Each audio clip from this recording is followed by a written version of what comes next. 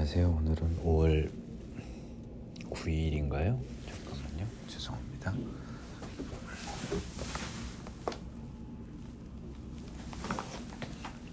5월 9일 목요일이네요. 참 시간 빠르네요. 아침에도 요한복음 8강을 제가 했습니다. 예. 또 쓸데없는 또 이게 빨리 끝내버리고 싶은 마음에 요한복음 마지막 시간을 갖습니다. 굉장히 밖이 어수선해요. 공사하느라고 소음이 있어서 문도 못 열어놓고 있고요. 네, 그렇습니다. 네, 오늘 강의 들어가기 앞서서 겟세마네 기도의 주요 내용이, 저는 이전에는 십자가 사역에 대한 그 수모와 고통 때문에 굉장한 기도 시간이 있는 줄 알았는데,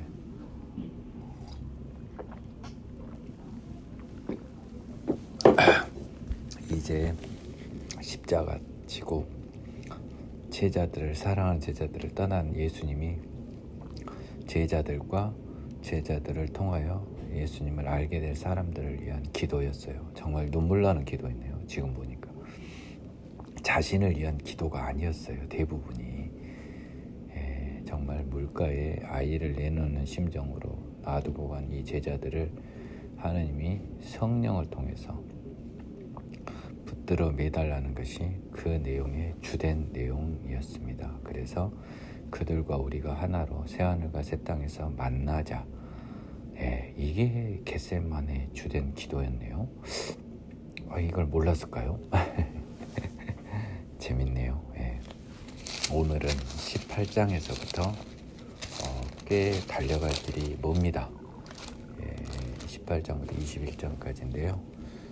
그렇게 이론적으로 중요한 건 없어서요. 지금부터 쭉 달려갑니다. 예수께서 이 말씀을 하시고 제자들과 함께 기드론 시내 건너편으로 나가시니 그곳에 동산이 있는데 제자들과 함께 들어가시니라. 그곳은 가끔 예수께서 제자들과 모이시는 곳이므로 예수를 파는 유다도 그곳을 알더라. 유다가 군대와 대제사장들과 바리새인들에게서 얻은 아랫사람들을 데리고 등과 횃불과 무기를 가지고 그리로 오는지라. 예수께서 그 당할 일을 다 아시고 나아가 이르시되, 다 아셨다는 거죠. 너희가 누구를 찾느냐? 대답하되 나사렛 예수라 하거늘 이르시되, 내가 그니라 하시니라. 그를 파는 유다도 그들과 함께 섰더라. 예수께서 그들에게 내가 그니라 하실 때에 그들이 물러가서 땅에 엎드러지는지라. 요한의 증언이니까 우리는 믿는 거죠. 순간적으로 사람들이 엎드러졌습니다. 이에 다시 누구를 찾느냐 물으신데 그들이 말하되 나사렛 예수라 하거늘. 예수께서 대답하시되 너희에게 내가 그니라 하였으니 나를 찾거든 이 사람들이 가는 것은 용납하라 하시니, 이에 아버지께서 내게 주신 자 중에 하나도 잃지 아니하였사옵나이다 하신 말씀을 응하게 하려 함이라라. 이는 얘들은 몸을 보존해야죠. 그래야 새 사람으로 태어날 거 아닙니까? 시몬 베드로가 칼을 가졌는데 그것을 베어 대제사장의 종을 쳐서 오른편 귀를 베어버리니 그 종의 이름은 말고라. 종의 이름이 말고입니다. 예수께서 베드로더러 이르시되 칼을 칼집에 꽂으라. 아버지께서 주신 잔을 내가 마시지 아니하겠느냐 하시니라. 이에 군대와 천부장과 오랜만입니다. 예. 오케이. 박사님. 죄송합니다. 상황을 잘 모르시는 변호사님께서 잠깐 들어오셨네요. 유대인의 아랫사람들이 예수를 잡아 결박하여 먼저 안나스에게로 끌고 가니 안나스는 그의 대제사장인 가야바 장인이었습니다. 가야바는 유대인들에게 한 사람이 백성을 위하여 죽는 것이 유익하다고 공고하던 자였습니다. 이전에 나왔죠. 시몬 베드로와 또 다른 제자 한 사람이 예수를 따르니 이 제자는 대제사장과 아는 사람이라. 예수와 함께 대제사장 집 뜰에 들어가고 지금 이 제자가 요한입니다. 대제사장과 아는 사람이에요. 베드로는 문 밖에 서 있는지라 대제사장을 아는 그 다른 제자 요한이죠. 나가서 문 지키는 여자에게 말하여 베드로를 데리고 들어왔습니다. 여기서 문제가 생기네요.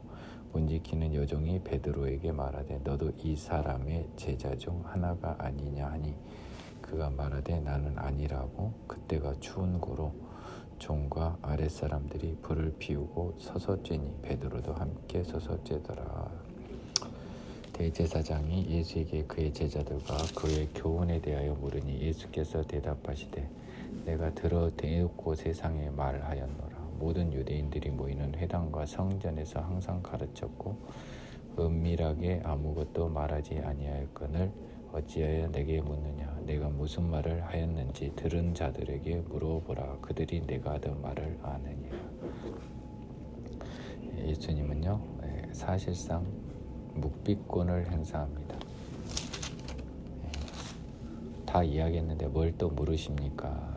이 말씀을 하시며 곁에 있던 아랫사람 하나가 손으로 예수를 쳐 이르되 네가 대제사장에게 이와 같이 대답하느냐. 예수께서 대답하시되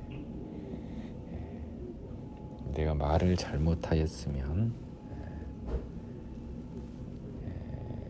그 잘못한 것을 증언하라. 바른 말을 하였으면 네가 어찌하여 나를 치느냐 하시더라. 안나스가 예수를 결박한 그대로 대제사장 가야바에게 보내니라.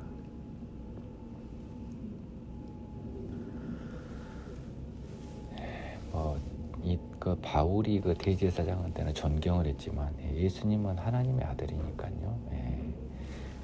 바울의 그 사도행전에서의 태도랑 다른 거죠. 시몬 베드로가 다시 불을 쬐더니 사람들이 묻되 너도 그 제자 중 하나가 아니냐. 베드로가 부인하여 이르되 나는 아니라 하니 대제사장의 종 하나는 베드로에게 귀를 잘린 사람이 친척이더라. 이르되 소스 때문에 신학카드가 그냥 보긴 정신없네 오늘. 왜 이렇게 자꾸 어수선한 상황이 연출이 됩니다.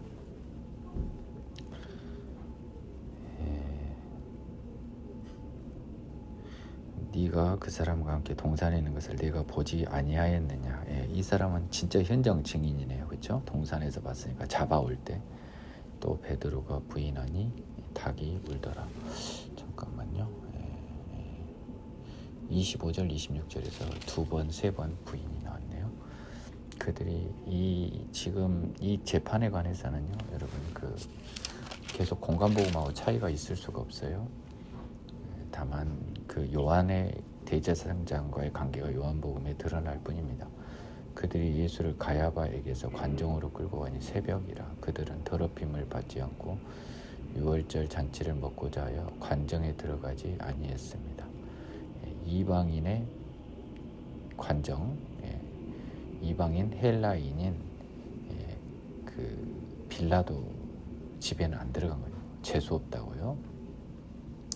그러므로 빌라도가 밖으로 나가 그들에게 말하되 너희가 무슨 일로 이 사람을 고발하느냐. 대답하여 이르되 이 사람이 행악자가 아니었다면 우리가 당신에게 넘기지 아니하였겠나이다.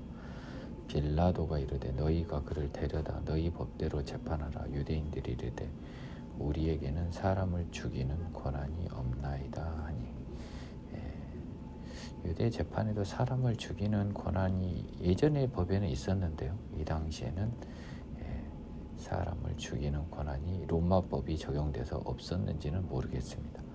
이는 예수께서 자기가 어떠한 죽음으로 죽을 것을 가리켜 하신 말씀을 응하게 하려 함이라. 결국 유대법이 아닌 로마법으로 죽고요. 유대법이면 투석형인데요. 십자가형으로 죽게 하려고 이 말이 나왔다는 겁니다. 이에 빌라도가 다시 관정에 들어가 예수를 불러 이르되 그 종중이요. 횡령 사건 저희 항고한 거요. 5월 21일까지 이후선. 이는 네가 스스로 하는 말이냐 다른 사람들이 나에 대하여 네게 한 말이냐. 오히려 반문을 하고 있습니다. 네가 알고 한 말이냐 들어서 한 말이냐. 빌라도가 대답하되 내가 유대인이냐. 뭔 말입니까? 들어서 한 말이란 소리잖아요. 쟤들이 고발한 내용이니까 나는 유대인이 아니다. 네 나라 사람과 대제사장들이 너를 넘겼으니 네가 무엇을 했느냐. 자칭 유대인의 왕이라고 물었거든요. 예수께서 대답하시되 내 나라는 이 세상에 속한 것이 아니라 왕이니까요. 나라가 있는데 이 세상 것이 아니다. 만일 내 나라가 이 세상에 속한 것이었더라면 내 종들이 싸워 나로 유대인들에게 넘겨지지 않게 하였으리라. 이제 내 나라는 여기에 속한 것이 아니니라. 빌라도가 이르되 이제는요 십자가 사역이 끝나가잖아요. 이제 내 나라는 새하늘과 새 땅이죠. 그렇죠? 천국입니다. 빌라도가 이르되 그러면 네가 왕이냐 아니냐? 왕이 아니냐? 네 말이 같이 내가 왕이라. 그러면 이제 내 나라는 여기는 아니지만 자기는 왕이란 소리잖아요. 그래서 빌라도가 그럼 네가 왕이냐? 대답하되 네 말과 같이 내가 왕이니라. 내가 이를 위하여 태어났으며 이를 위하여 세상에 왔나니 곧 진리에 대하여 증언하려 함이라. 무릇 진리에 속한 자는 내 음성을 듣느니라. 빌라도가 이르되 진리가 무엇이냐 하더라. 진리는요 로고스입니다. 하나님이죠. 왕임을 부인하지 않았고요. 이를 위하여.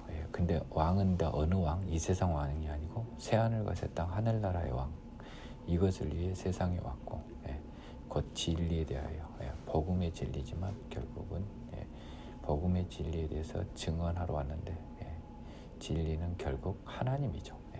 그래서 하나님께 속한 자는 내 음성을 듣느니라 하신대 빌라도가 이르되 진리가 무엇이냐 하더라에 답을 일부러 안 했어요. 이 답이 뭐예요? 1장 1절이에요.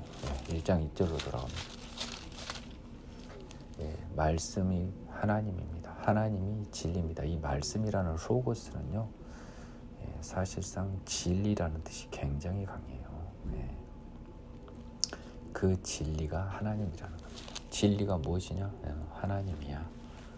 이 답이 생략되어 있네요. 이 말을 하고 다시 유대인들에게 나가서 이르되 나는 그에게서 아무 죄도 찾지 못하였노라. 6월절이면 내가 너희에게 한 사람을 놓아주는 전례가 있으니 그러면 너희는 내가 유대인의 왕을 너희에게 놓아주기를 원하느냐 하니 그 사람들이 또 소리질러 이르되 이 사람이 아니라 바라바라 하니 바라바는 강도였더라.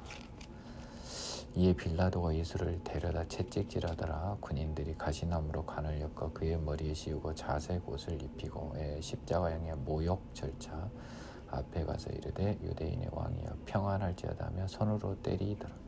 빌라도가 다시 밖으로 나가 말하되 보라 이 사람을 데리고 너희에게 나아오니 이는 내가 그에게서 아무 죄도 찾지 못한 것을 너희에게로 알게 하려 함이로라. 그들이 시기 질투로 예수를 건넨 걸 알았다고 했죠. 마태복음.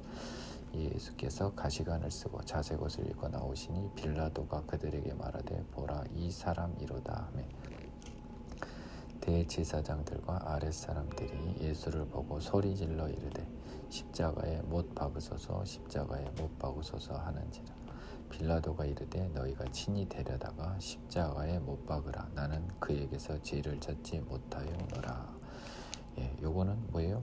너희들이 불법으로 박으려면 박아라. 나는 유죄 판결을 못하겠다라는 거예요. 거부입니다. 거부. 너희가 불법으로 박아라. 유대인들이 대답하되 우리에게 법이 있으니 그 법대로 하면 그가 당연히 죽을 것은 그가 자기를 하나님의 아들이라 함이니이다. 우리 법에 의하더라도 죽을 놈입니다 라고 하니까요. 빌라도가 이 말을 듣고 더욱 두려워하여 하나님의 아들이란 말이 너무 무서웠나 봐요.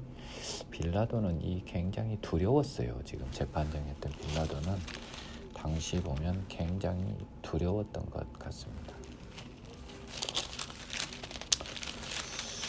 그래서요 다시 관정에 들어가가지고 예수께 말하되 너는 어디로부터냐 하되 예수께서는 대답하여 주지 아니하십니다. 하나님의 아들이라는 대답 외에는 어떠한 대답도 하지 않으셨습니다. 빌라도가 이르되 내게 말하지 아니하느냐 내가 너를 놓을 고난도 있고 십자가에 못 박을 고난도 있는 줄 알지 못하느냐. 빌라도는 주소 파악을 잘못해도 한참 잘못한 것이죠. 그렇죠? 이 사람이 이렇게 될 것을, 이 사람이 하나님의 자녀인데 겁박을 한 거잖아요. 자기의 작은 권력을 가지고 분위기 파악을 못했습니다. 예수께서 대답하시되 위에서 주지 아니하셨더라면 나를 해할 권한이 없었으리니 그러므로 나를 내게 넘겨준 자의 죄는 더 크도다. 이건 해석이 이상하네요. 한번 보겠습니다. 요한복음 19장 11절.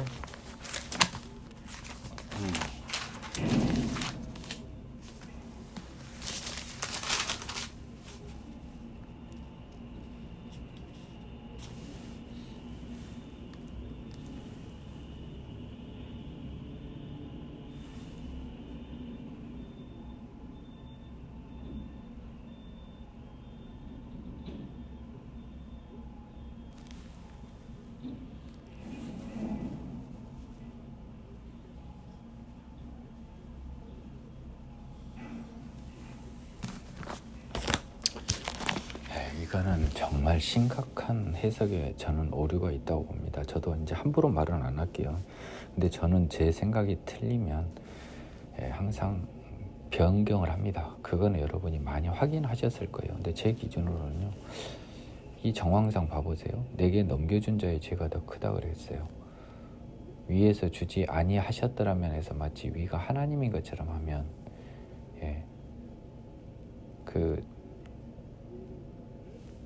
잠깐만요. 이거 다시 한번 보겠습니다. above, from above라고 돼.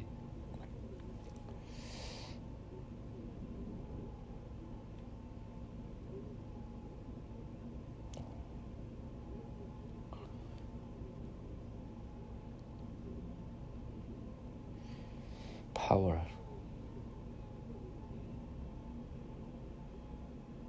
delivered.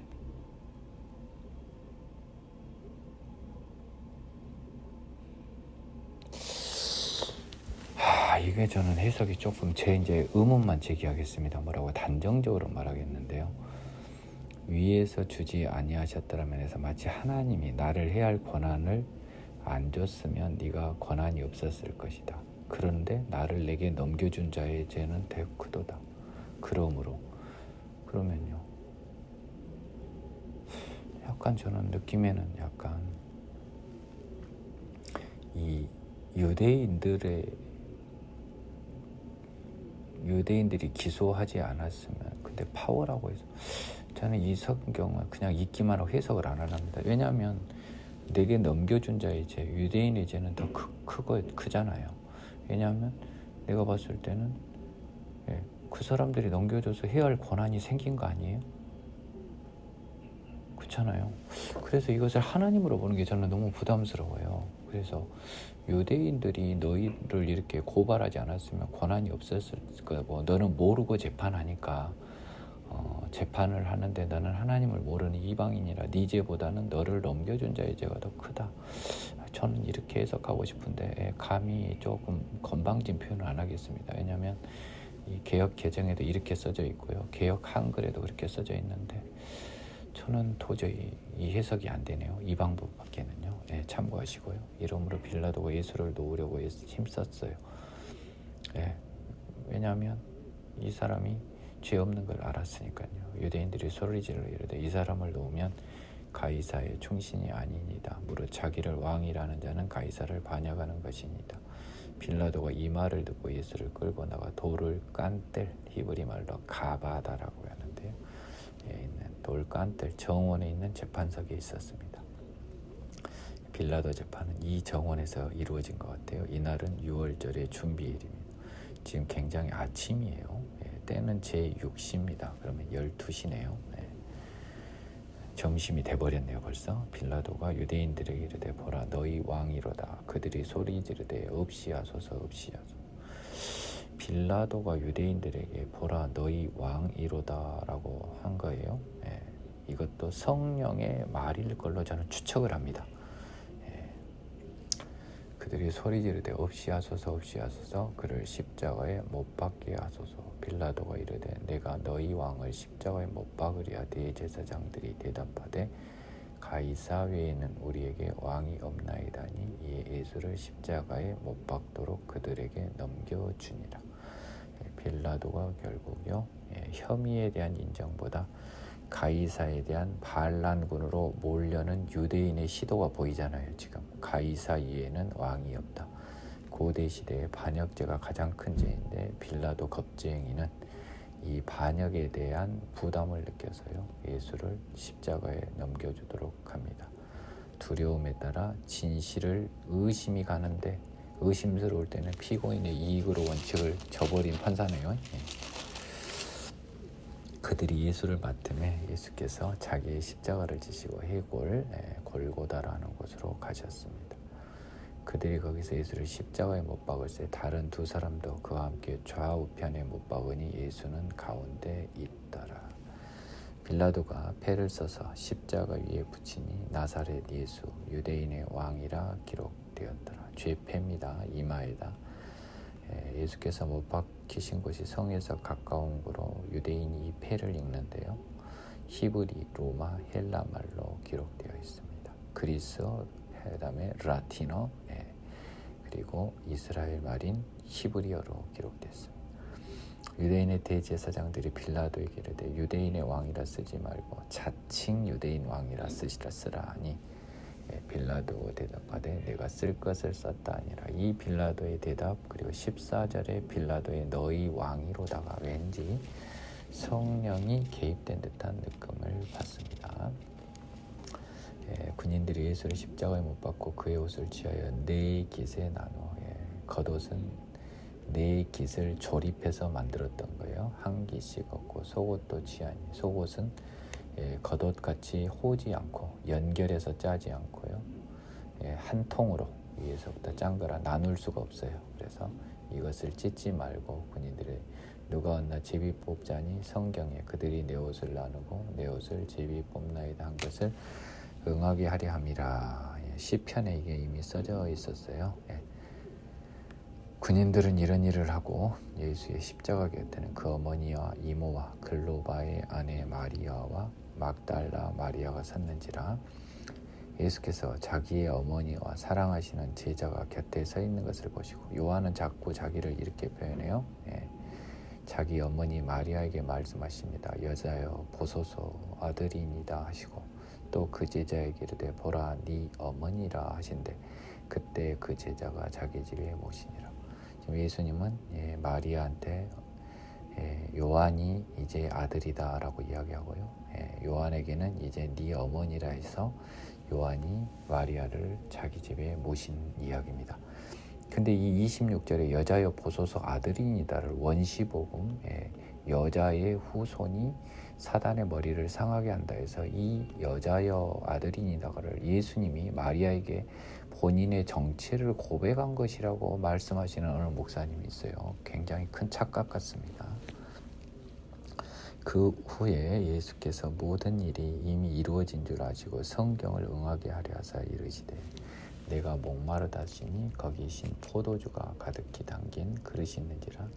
사람들이 신 포도주를 적신 해면을 오솔초에 메어 예수의 입에 대니 예수께서 신 포도주를 받으신 후에 이르시되 다 이루었다 하시고 머리를 숙이니 영원히 떠나가시니라.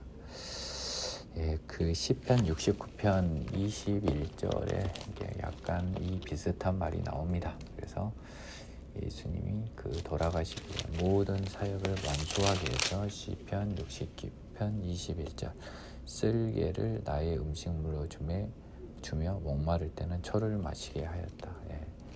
목마를 때 초를 마시면 더 고통스럽잖아요. 그렇죠? 그렇기 때문에 이 목마를 때요. 신 포도주를 해면에서 더 고통스럽게 했다라는 그 시편의 구절을 응하게 한 후 다 이루었다 하면서 이 세상에서 육신의 몸은 죽음을 맞습니다.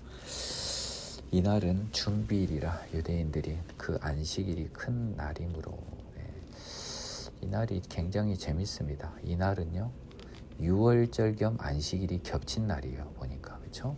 유월절의 준비일이었고요.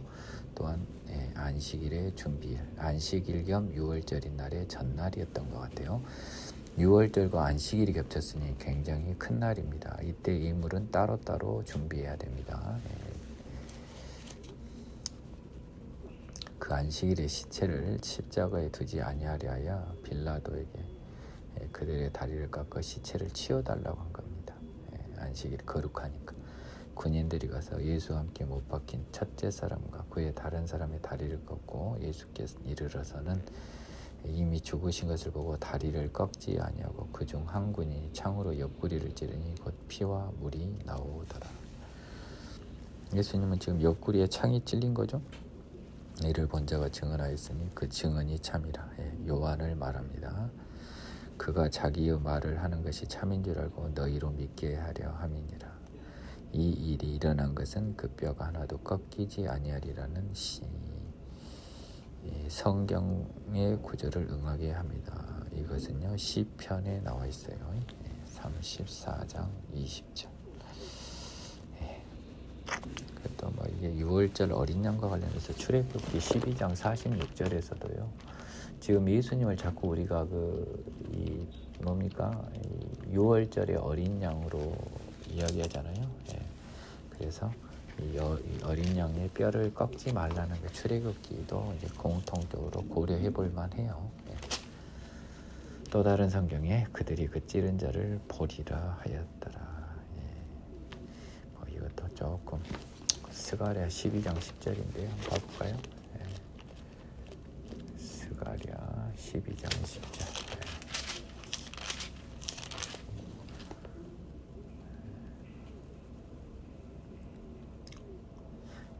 그들이 그 찌른 바 그를 바라보고 그를 위하여 애통하기를 독자를 위하여 애통하듯하며 통곡하기를 장자를 통곡하듯 하리라. 이는 진정 하나님의 아들이었다는 그 고백이 나와요. 나중에는 이 군병들 입에서요. 아리마대 사람 요셉, 예수의 제자, 유대인이 두려워 숨기다 이 일 후에 빌라도에게 시체 가져가기를 구하며 빌라도 허락했습니다. 이에 예수의 시체 가져갔습니다. 일찍이 밤에 왔던 니고데모 몰약과 침량 섞은 것 100리터쯤 가지고 왔습니다. 이에 예수의 시체를 가져다 유대인 장례법대로 그 향품과 함께 세마포로 쌌더라. 예수께서 십자가에 못 박힌 신 곧 내 동산이 있고 동산에 아직 사람 장사한 일이 없는 새 무덤이 있었어요. 이날은 유대인의 준비일이었어요. 무덤이 가까운 거로 예수를 거기에 두었습니다. 안식일 전날, 유월절 전날이었습니다. 살아나시다.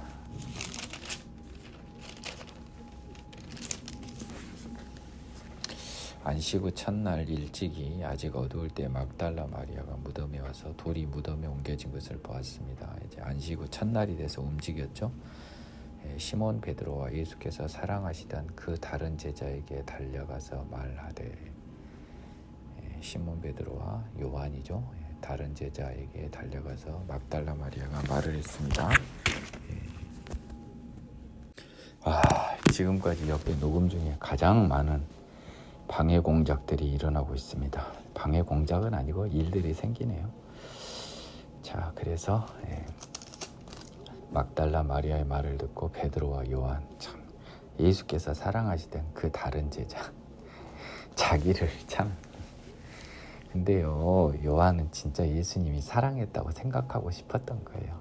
참 예수님을 얼마나 존경했는지가 보여요. 사람들이 주님을 무덤에 가져다 어디서 두었는지 우리가 알지 못하겠다니 베드로와 그 다른 제자가 나가서 지금 무덤으로 갑니다. 보고받고요. 이제 쏜살같이 달려가요. 그들은 지금 그 전에 예수님이 부활한다는 소리는 얼핏 믿진 않았지만 들었죠.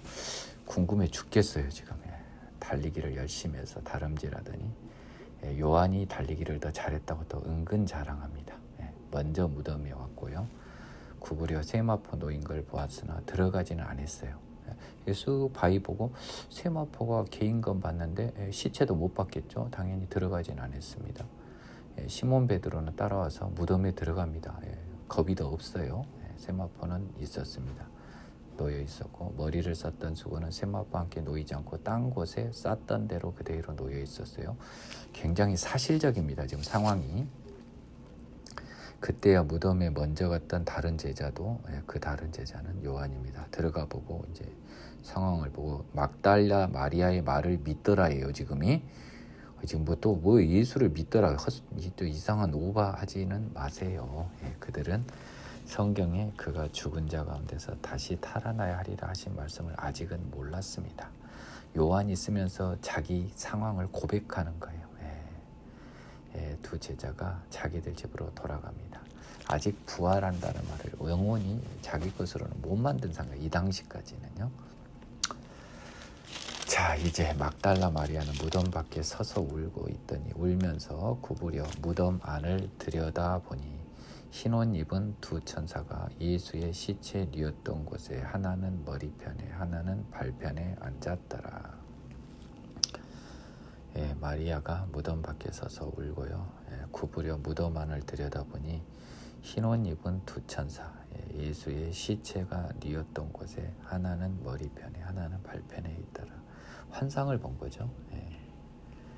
마리아가 환상을 봅니다. 천사들이 이르되 여자여 어찌하여 우느냐 이르되 이 사람들이 내 주님을 어디다 옮겨다 어디 두었는지 내가 알지 못함이니이다.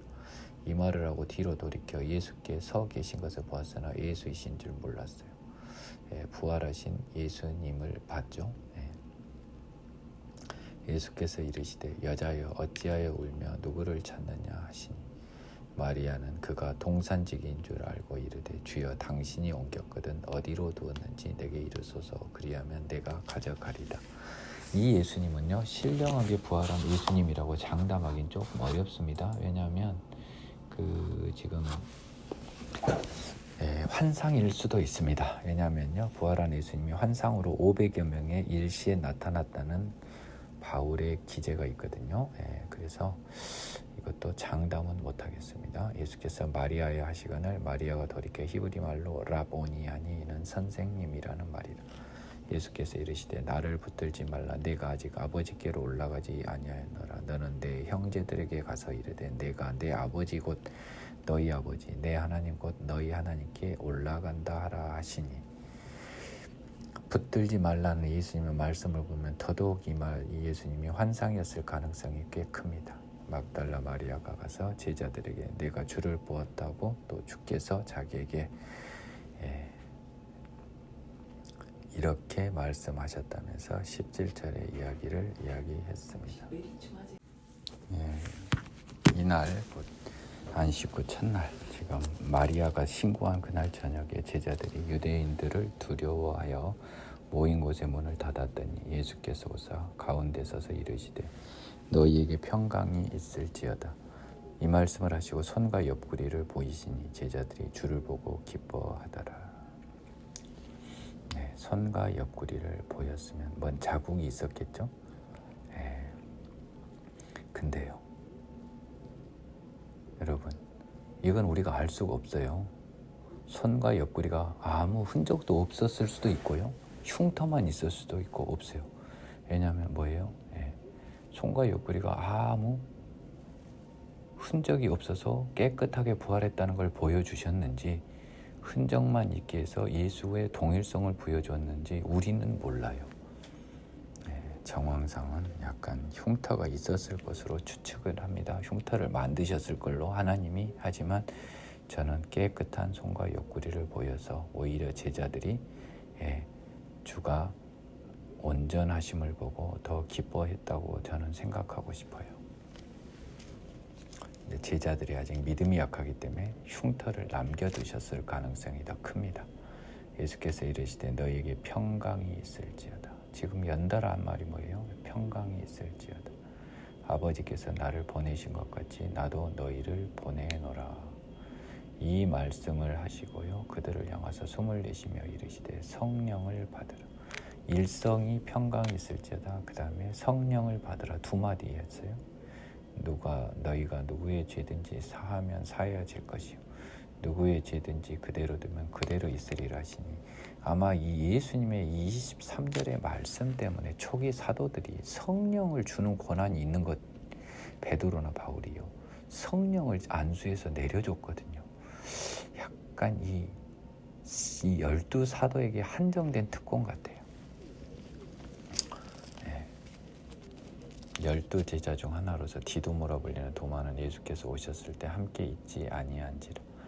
다른 제자들이 그에게 이르되 우리가 주를 보았노라니. 도마가 이르되 내가 그의 손에 못자국을 보며 내 손가락을 그 못자국에 넣으며 그 내 손을 옆구리에 넣어보지 않고는 믿지 아니하겠노라 하니라. 어리석은 자죠. 지금 동일성을 손가락과 옆구리의 흉터로 확인합니다. 그러면 그분이 부활하실 수 있겠어요? 손바닥이 뚫려서 옆구리가 뚫어진 사람이 살 수 있겠어요? 어리석어도 이렇게 어리석은 자가 없어요. 여드레를 지나 제자들이 다시 집안에 있을 때 도마도 함께 있고 문들이 닫혔는데 예수께서 오사 닫힌 문을 뚫고 오사 너희에게 평강이 있을지어다. 서서 이르시되 가운데 서서 이르시되 너희에게 평강이 있을지어다. 도마에게 이르시되 네 손가락을 이리 내밀어 내 손을 보고 네 손가락을 내밀어 내 옆구리에 넣어보라. 그리하여 믿음 없는 자가 되지 말고 믿는 자가 되라. 지금 예수님은요 도마가 이 말한 걸 다 알고 계시죠. 그래서 손가락을 손에 내밀고 옆구리에 넣어보라고 했습니다. 순간 예수님의 몸이 변형된 거죠. 도마를 믿게 하기 위하여. 도마가 대답하여 이르되 나의 주님이시요 나의 하나님이시니이다.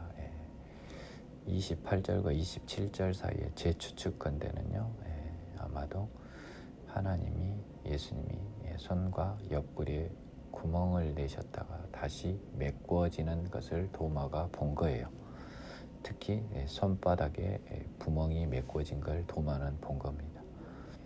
자기를 믿기 위하여 일부러 그 구멍을 보여주고 믿음 없는 자가 되지 말라고 이렇게 자기를 위해서 일부러 구멍을 내준 분이에요. 그러니까 도마는 엄청난 충격과 함께 나의 주님, 나의 하나님이라고.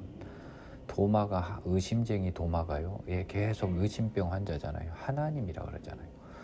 지금 이 일이 없었으면 이 말이 나왔겠어요? 예수께서 이르시되 너는 나를 본고로 믿느냐 보지 못하고 믿는 자들은 복되도다 하시니라. 도마를 꾸짖고 계시죠. 예수님은요 손바닥에 구멍을 뚫린 상태로도 나오실 수 있었고요. 그 구멍을 메우실 수도 있는 이제는 인성은 사라진 하나님 예수님이 이 땅에 잠깐 부활한 육체로 시간과 공간을 초월하여 계셨던 거예요. 이분은 이제 인성이 없어요. 여러분 조심하세요.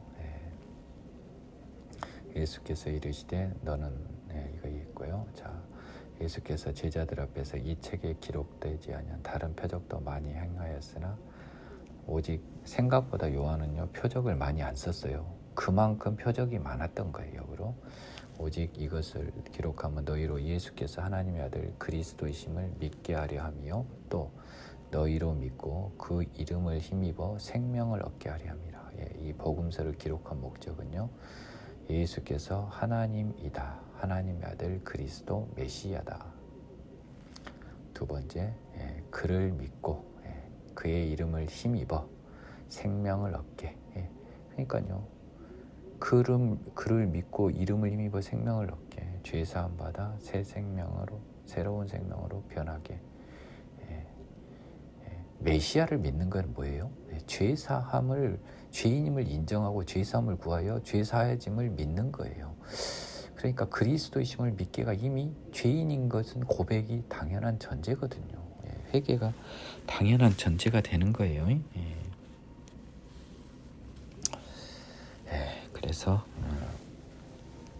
요한이 이러한 목적으로 그래서 요한의 복음은요 예수께서 하나님의 아들 그리스도이심을 믿게 하려고 썼기 때문에 1장이 이제 다시 딱 돌아가면 태초에 말씀이 계시니라 하면서 예수님이 말씀 하나님 천지의 창조자라고 하신 겁니다. 이러니까 제가 그랬죠. 약간 두갈식 구조라고요. 요한복음은.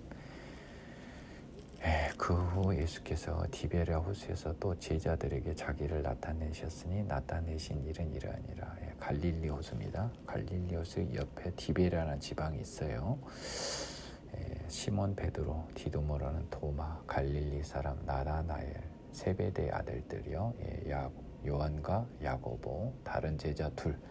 몇 명입니까? 하나, 둘, 셋, 넷, 다섯, 여섯, 일곱 명이네요. 베드로는 나가 물고기 잡으러 가노라 하니 나는 물고기 잡으러 가노라니 그들이 우리도 함께 가겠다고 나가서 배에 올랐으나 그날 밤에 아무것도 잡지 못하였더니 날이 새어 갈 때 예수께서 바닷가에 서셨으나 제자들이 예수이신 줄은 알지 못했습니다. 예수께서 이르시되 얘들아 너희에게 고기가 있느냐 대답하되 없나이다. 이르시되 그물을 배 오른편에 던지라 그리하면 잡으리라 하시니 이에 던졌더니 물고기가 많아 그물을 들 수 없더라. 예수께서 사랑하시는 그 제자가 베드로의 예수께서 사랑하시는 그 제자 요한입니다. 주님이시라 하니 지금 이 나머지 저기서도 다 나온 이야기입니다. 지금 근데 이제 이 이야기는 요한에서만 나오는 거예요. 얘들은 지금 예수님 부활한 예수님 보고 물고기 잡으러 갔습니다. 이제 전도하러 안 갔어요. 보세요. 예수께서 사랑하시는 그 제자가 베드로에게 이르되 주님이시라니 베드로가 벗고 있다가 주님이라는 말을 듣고 겉옷을 두른 후 바다에 뛰어내리더라. 다른 제자들은 육지에서 거리가 불과 한 50칸쯤 되므로 작은 배를 타고 물고기 든 그물을 끌고 와서요. 육지에 올라보니 숯불이 있는데 그 위에 생선이 놓였고 떡도 있다. 예수께서 이르시되 지금 잡은 생선을 좀 가져오라 하시니 시몬 베드로가 올라와서 그물을 육지에 끌어올리니 가득히 찬 물고기가 153마리라 이와 같이 많으나 그물이 찢어지지 아니하였더라. 예수께서 이르시되 와서 조반을 먹으라 하시니 제자들이 주님이신 줄 아는 걸로 당신이 누구냐 감히 묻는 자가 없더라. 예수께서 가셔서 떡을 가져다 그들에게 주시고 생선도 같이 하시니라. 이것은 예수께서 죽은 자 가운데 살아나신 후 세 번째로 제자들에게 나타나신 것이라. 두 번은 그 예루살렘에서 아마 나타난 것 같고요. 여드레 지나서 있을 때는 아까 예루살렘에서 한 번, 그리고 지금 봐보면요, 다시 갈릴리 바다로 갔어요. 그럼 갈릴리 근처일 것 같은데 도마는 아마 잘 모르겠습니다. 도마 볼 때 한 번, 여기서 세 번입니다.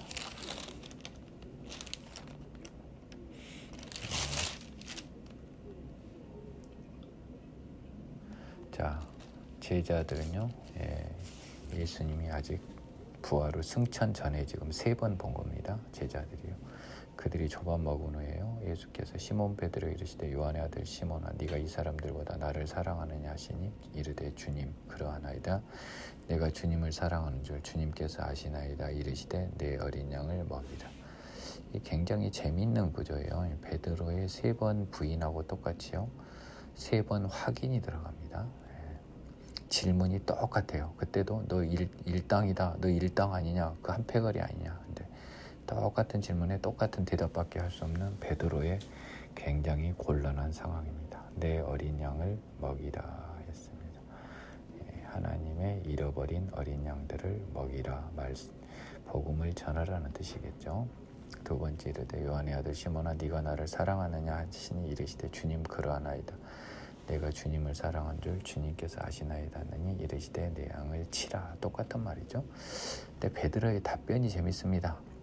사랑한다고 안 해요. 그거는 당신이 안다. 하나님이 당신은 내 속을 아시지 않냐라고 답변을 합니다. 자신 있는 답변이죠. 왜냐하면 예전에 부인했던 거짓말을 했던 전과자잖아요. 그래서 하나님 당신이 속을 아시니 당신이 다 아시지 않습니까? 그때 닭이 울면서 깜짝 놀래버렸거든요. 세 번째 이르시되 요한의 아들 시몬아 네가 나를 사랑하느냐 하시니 주께서 세 번째 네가 나를 사랑하냐 하심으로 베드로가 이제 캥긴 거죠. 근심되어 이르되 주님 모든 것을 아셔. 이제 모든 것을 안다고 이럽니다. 내 마음뿐만 아니라 내가 주님을 사랑하는 줄과 역시 주님께서 아시나이다. 예수께서 이르시되 내 양을 먹이라. 답변이 똑같죠. 베드로는 모른다.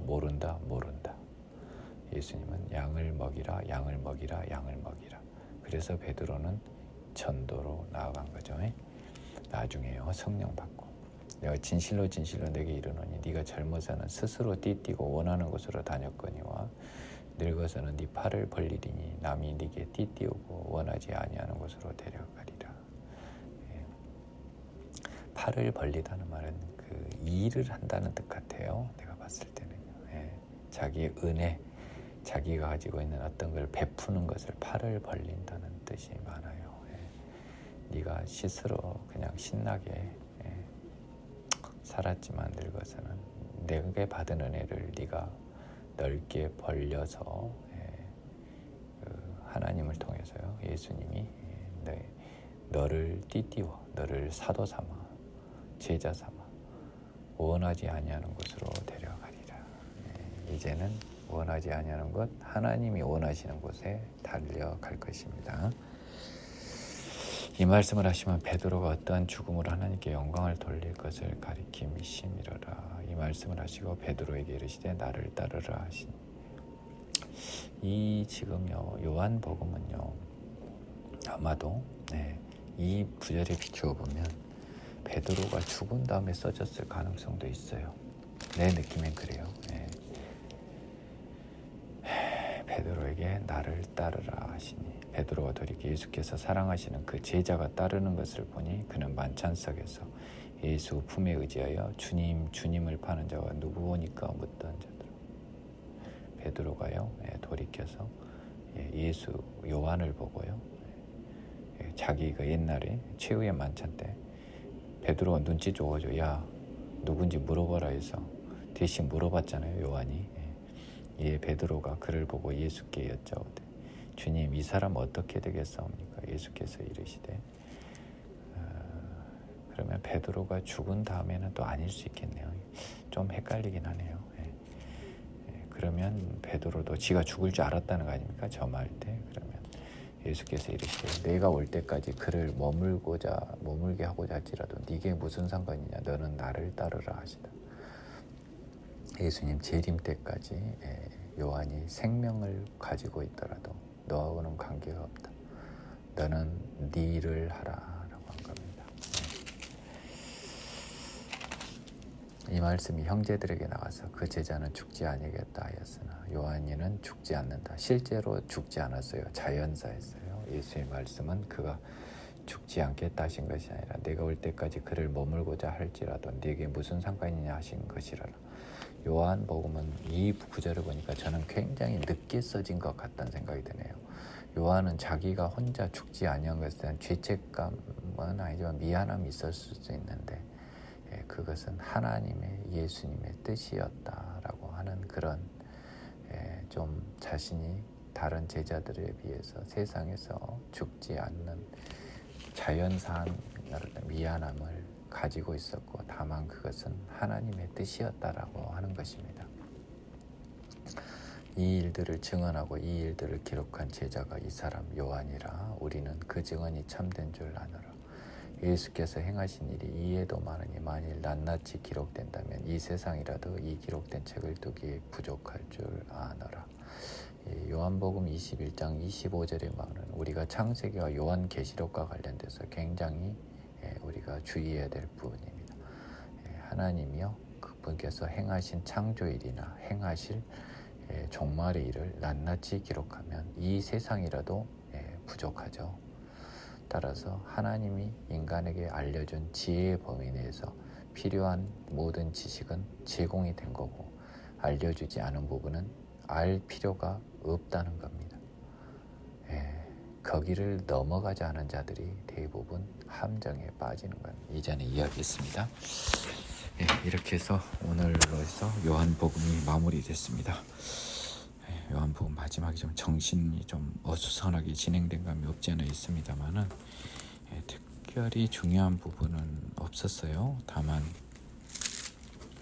이 요한이 그 이 책을 기록한 목적은요, 예수님께서 하나님의 아들 그리스도임을 믿게 하려 하고요, 우리로 그 이름을 믿고 힘입어 생명을 얻게 하다. 이거 하나만 건지면 되죠. 이게 복음인데요.